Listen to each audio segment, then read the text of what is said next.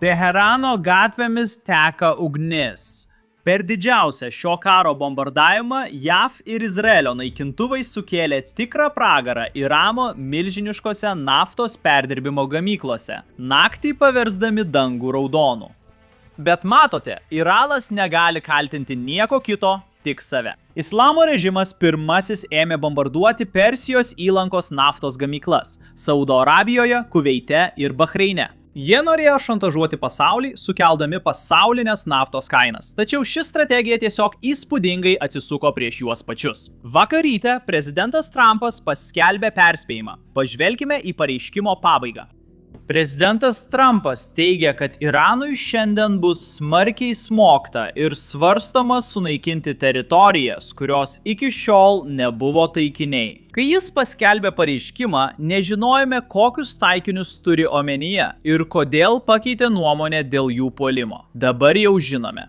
Iranas per pastarąsias kelias dienas smogė Saudo Arabijos, Kuveito ir Bahreino naftos perdirbimo gamykloms.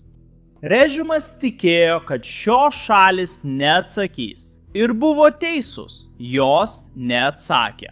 Tačiau atsako Izraelio naikintuvai. Nes matote, Iranas pamiršo vieną dalyką. Iranas labiau nei bet kuri kita šalis priklauso nuo naftos, kad išgyventų. Režimo vienintelis pajamų šaltinis yra naftos pardavimas juodojoje rinkoje. Jų nafta yra sankcionuota, tai reiškia, kad jie gali ją parduoti tik nelegaliai. Izraelis naikina paskutinę gyvybės liniją. Pažiūrėkite, tai ne dirbtinis intelektas ar žaidimas, o degantys Irano naftos sandėliai. Jie buvo atakuoti vakar ir esu tikras, kad jie vis dar dega žiūrint šį vaizdo įrašą. Pažiūrėkite.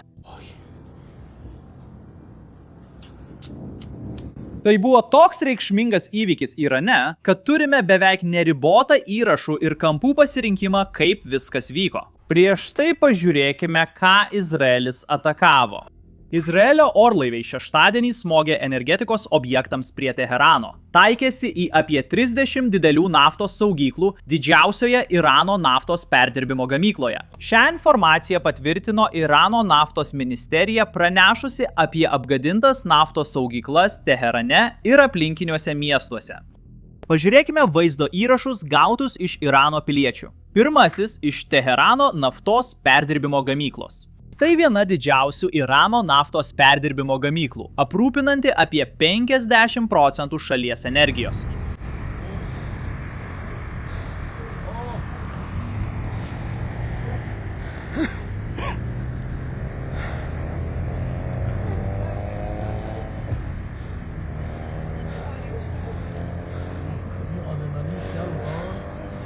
Kitas vaizdo įrašas yra iš Fedis naftos terminalo, kuris yra Karačio mieste netoli Teherano.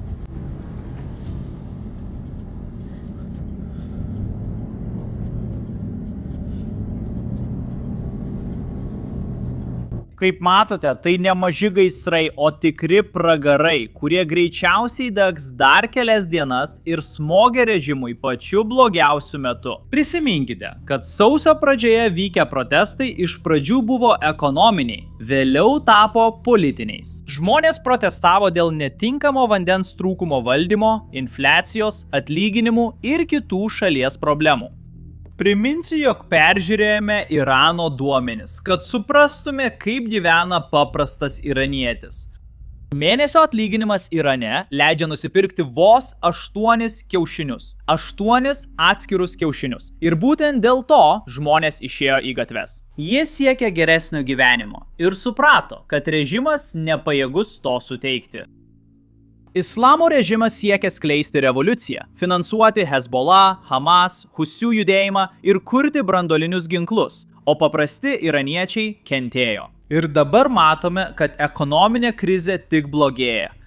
Iranas negali eksportuoti naftos, o pusė vidaus tiekimo sudega. Ekonomika žlugo ir spėju, kad tai tik paspartina tą žlugimą. Dabar leiskite parodyti, kaip tai atrodo iš arti, nes tai iš tiesų pavojinga, arba kaip kai kurie iraniečiai vadina apokaliptiška. Iranietis vairuotojas greitkelyje nufilmavo degančią naftos perdirbimo gamyklą Teherane. Pažiūrėkite.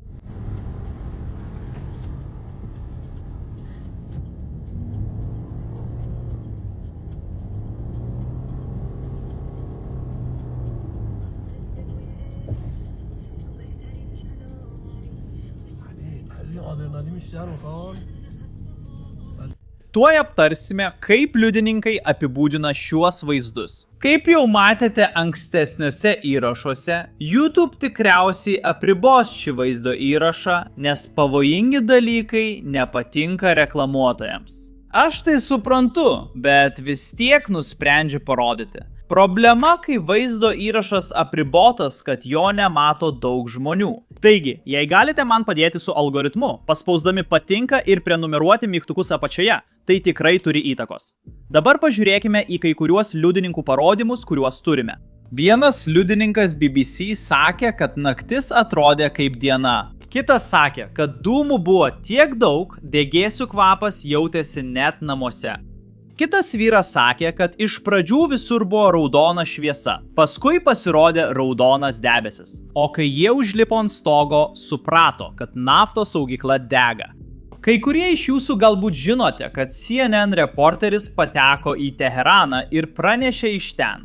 Svarbu pabrėžti, kad jis tai daro gavęs režimo leidimą. Taigi tai verta turėti omenyje. Abejoju, ar jis turi daug laisvės kritikuoti tai, ką daro režimas. Bet tiesiog pažiūrėkite į klipą, kurį tuoj pamatysite. Panašu, kad jis nepalaiko režimo, sprendžiant iš matytų klipų. Jie taip pat pateikė įdomių įžvalgų apie Teherano veikimą šiuo laikotarpiu.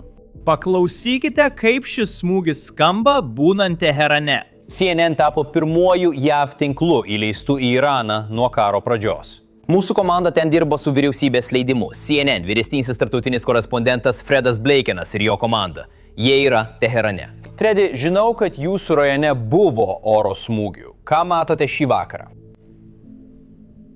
Taip, Jonai, šį vakarą Teherane buvo daug oro smūgių. Ir iš tikrųjų vienas iš dalykų, kuriuos čia matėme, girdėjome ir jautėme iš savo pozicijos, buvo didžiulis kiekis labai stiprių trenksmų, kurie buvo visai netoli mūsų. Taip pat, kai išėjome į lauką, girdėjome ore naikintuvus. Taigi akivaizdu, kad vyko nuolatinė oro atakų kampanija. Tai truko apie valandą ar pusantros, smogta keliems taikiniams pietinėje, rytinėje ir vakarinėje Teherano dalyse.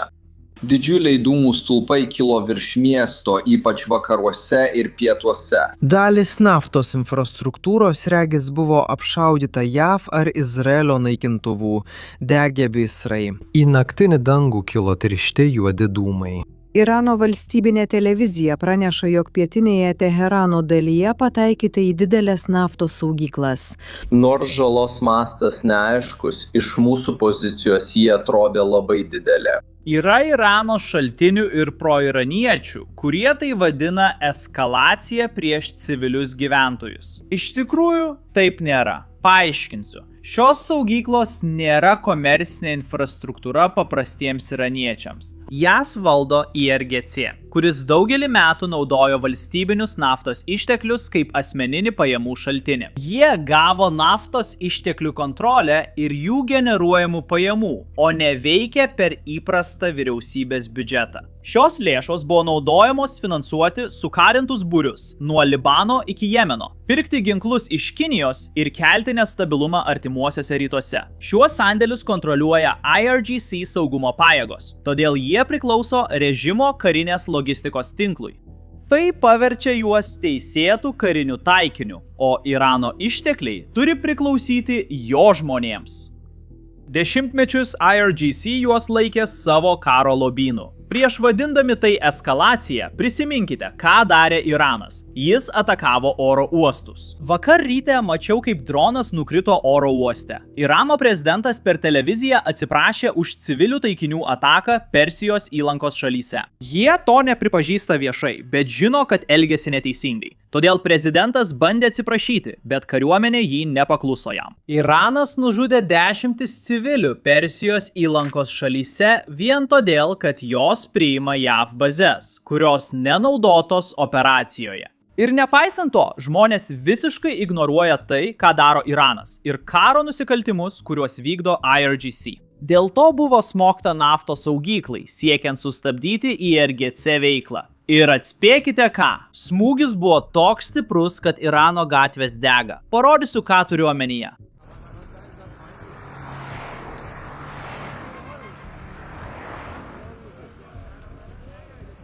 Nesu naftos ekspertas, bet manau, kad naftos gaisrus gesinti sunkiau nei įprastus. Jei kas nors išmano apie naftą daugiau už mane, parašykite komentaruose, nes manau, jiems bus sunku tai užgesinti. Noriu grįžti prie pradinio įrašo, kur prezidentas Trumpas sakė, kad Iranui bus smogta stipriau nei bet kada. Atspėkite ką? Dabar, kai galime pažvelgti atgal, tai buvo tiesa. Leiskite parodyti jums detalės. Paklausykite. 8 Irano karo dieną štai pagrindiniai šiandienos įvykiai artimuosiuose rytuose. JAF teigia, kad Irane naktį surengė didžiausią bombardavimą šiame kare. Antrąją kovų savaitę prezidentas Donaldas Trumpas teigia, kad su Iranu bus sudarytas tik besąlygiško pasidavimo susitarimas.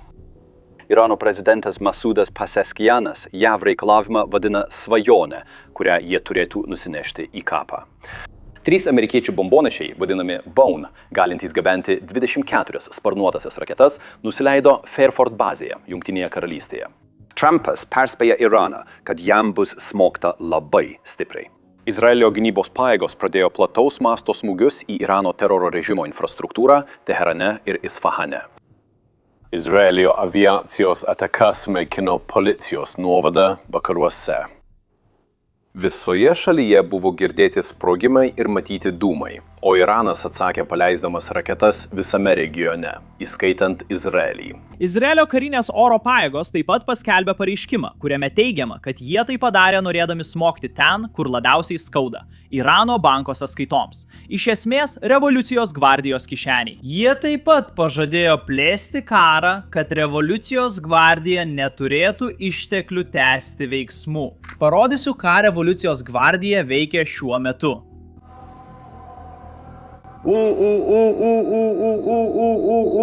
Kas tu esi už manęs? Negalėtumėte padaryti geriau. Revoliucijos gvardija ir Basidžo pajėgos patruliuoja gatvėse. Teheranas dega. Per garsiakalbius sklinda propaganda. Saugumo pajėgos rodo jėgą žygiuodamos gatvėmis su įranga, o režimo rėmėjai joms įteikia gėlių ir vėliavų.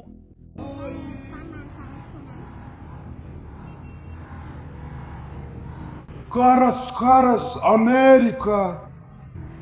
Karas, Israelis.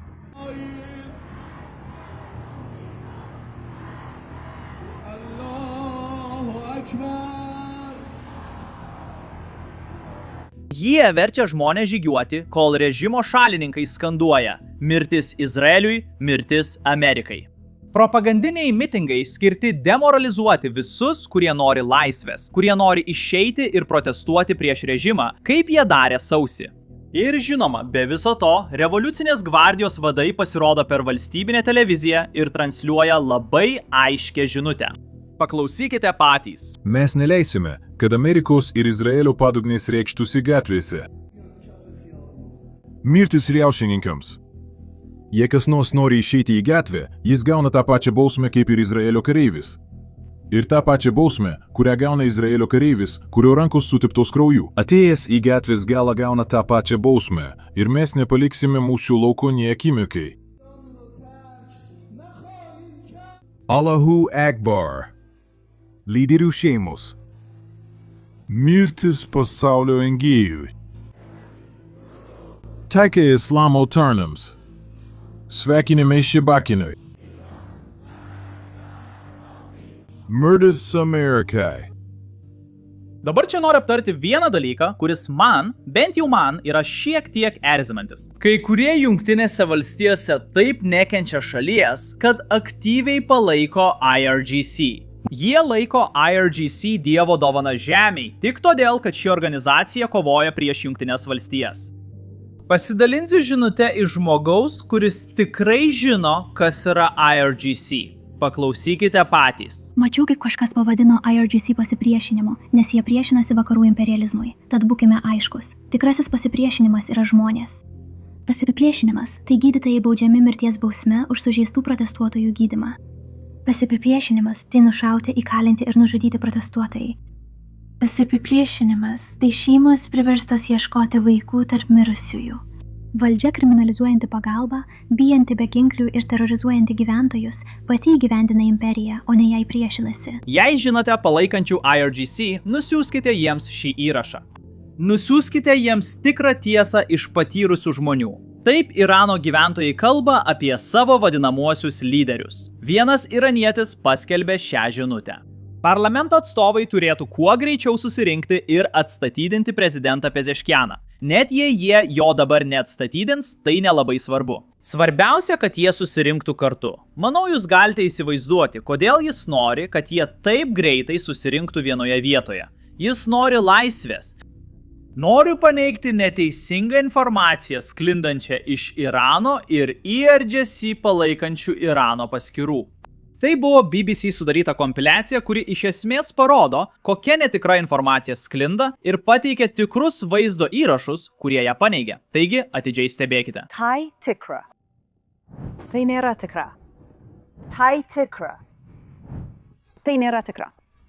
Dirbtinio intelekto klastotės užplūdo naujienas apie JAV ir Izraelio karą su Iranu. Vienas vaizdo įrašas surinkęs 70 milijonų peržiūrų teigia rodantis Irano raketos puolimą prieš JAV naikintuvą. Tačiau tai tik žaidimo įrašas. Kai kurie netikri vaizdo įrašai, pavyzdžiui šis, yra akivaizdus. Fejerverkai atrodo ne vietoje. Tačiau kitas to paties įrašo kadras atrodo įtikinamai. Palyginkite su mūsų patvirtinta nuotrauka, kurioje matyti dūmai. O ne ugnies kamuolys. Tikras vaizdo įrašas rodo smūgį JAV kariniai jūrų bazei Bahreine šeštadienį. Vėliau pasirodęs palidovinis vaizdas su sunaikinta JAV radarų įranga yra dirbtinio intelekto klastotė. Vaizdas sukurtas pagal pernai metų Google Maps palidovinę nuotrauką, o mašinos tebėra toje pačioje vietoje. Praėjo tik kelios karo dienos. Netikrų vaizdo įrašų ir dezinformacijos mastas dabar yra beprecedentis. Šie dramatiški įrašai lengvai įtraukia ir greitai plinta.